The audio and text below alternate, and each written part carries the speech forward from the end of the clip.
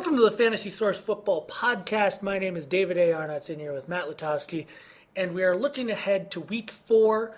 Most important for most fantasy managers is that Week 4 is the start of the bye weeks. I, for one, am a Jamal Charles owner. That's lovely. One of the things that we did, I believe it was briefly mentioned in some Fantasy Source content before the season when we talked about your draft is, do you really want to, how much do you discount guys who have those early buys? Because in the case of Jamal Charles, it's really hard to find a replacement because nobody else has really emerged that wasn't already drafted, and injuries haven't really had their chance to take their toll, as it were. Yeah, no, I mean bye weeks are, they suck.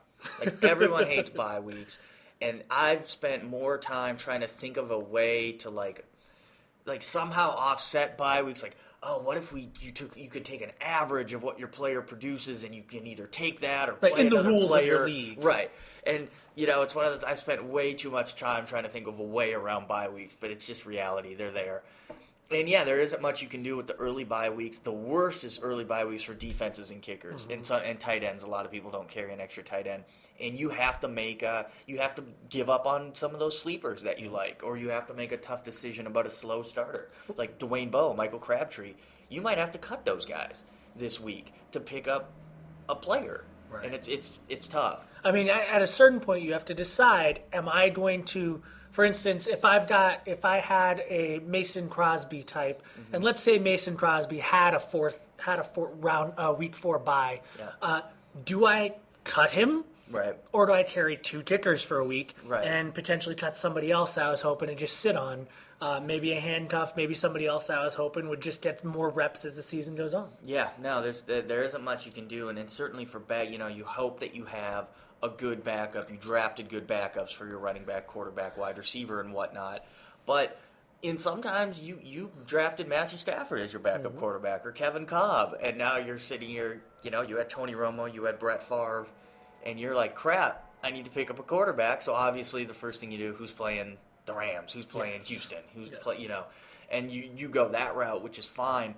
But the problem is some people like to plan in advance. Your quarterback has a week 5 bye or a week 7 bye.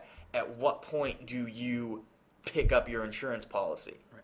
And that's the real question. I mean, like I for one am one of those guys that if I had some kind of injury at quarterback or running back or something, I would just let it roll until that day, right? Until the week that I need it, because if Matthew Stafford goes down and he was my backup, you know what? Forget it. I mean, that particular injury, I'm not going to deal with Matthew Stafford anymore. I'm just going to cut him. If somebody else wants to wait for him to come back in week 10, week 9 or 10, when they have a bye and they think he might be starting by then, go ahead and take that risk. He's not going to start the rest of the season after that at all. Right. So why bother with it? Just hope against hope that Jimmy Clausen, Sam Bradford, or one of those other guys that is out there and is available will step it up and become a revelation, and maybe I'll be the one that spots that before anyone else does. Yeah, I look at it, I try to go about a week ahead. So, for instance, in league, I have Tom Brady as my quarterback. Cobb was my backup. He's gone. He's off my team. Brady's got a bye next week. So I looked ahead. Next week, Bradford's playing the Lions. There's not a lot of other good options. So, okay, 1 week ahead, I picked up Bradford this week and stashed him. Right. But we were having a discussion in the office earlier. Their quarterback has a bye in week 7. And they're already like, should I pick up Bradford? Again, Sam Bradford, surprisingly enough, comes back up. He's playing Tampa Bay. Should I pick him up now? Like, you don't want to stash a guy for 3 weeks. And 3 weeks from now, who knows who might be a worthwhile quarterback. Right. I mean, and there's a situation that's up this week with Andre Johnson owners. Yes. He's already been announced as a game-time decision, right? Which is awful for fantasy owners, especially because, as I recall, it's a 4 p.m. game. Yes, it is a late game. And that makes it terrible because I know that in my league where I have Andre Johnson, I think we picked up Danny Amendola as our potential replacement, but he's a 1 p.m. game. Mm-hmm. So in theory, and then we picked him up before we realized all of this.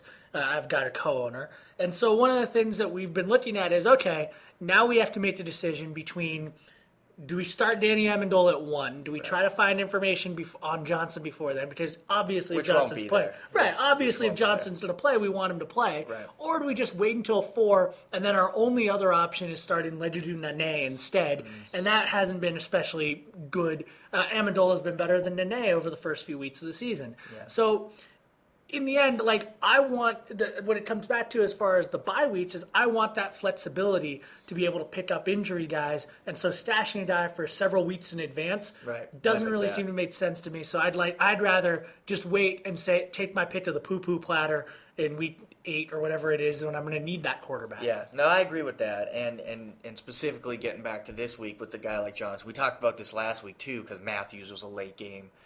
Fortunately, we kind of knew in advance he wasn't going to play.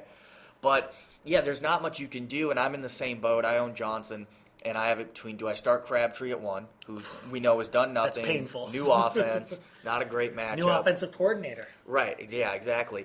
Or do I wait and see if he's going to play, and if he doesn't, quickly pick up Darius Hayward-Bay and throw him in?